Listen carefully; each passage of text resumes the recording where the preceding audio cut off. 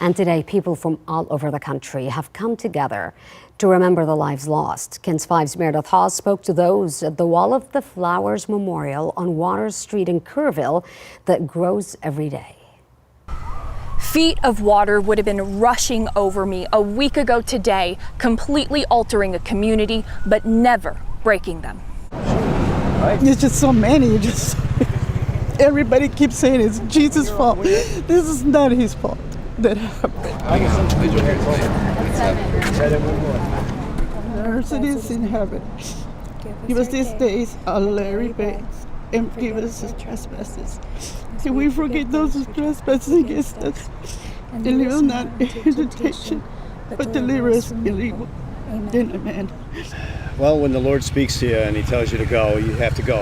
And His voice was so clearly loud to me on Saturday morning. I was already en route. I'm from Michigan, so I knew I had to come. I knew I had to come, and I knew what the cross. I know what the cross means to these folks. I know what it means, and so God just asked me to stand it up. He just said, "Let's just stand it up, and you just let me do the rest." Praying for all the funeral places that I know it's hard for them to go do all this stuff. Was this your first time making it down here to this? Yes, it is. That's why I'm taking it so hard right now. I was able to facilitate bringing the flowers here and printing out the pictures of the victims, but the beauty about this is that it wasn't me that set it up, it was actually the entire community. I think it's really necessary in the days after a tragedy happens like this to have a place to come together. If not, you hold all that anguish within you, and then it just becomes something worse in the future. Just imagine if you lost one of these people in this flood.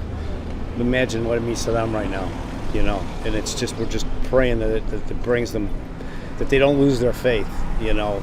Because God never said it would be easy, but He said, His promise is that He'll never leave us.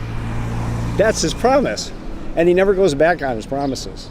A vigil will be held at the site of the memorial at 7 o'clock tonight. Reporting in Kerr County, Meredith Haas, KENS 5.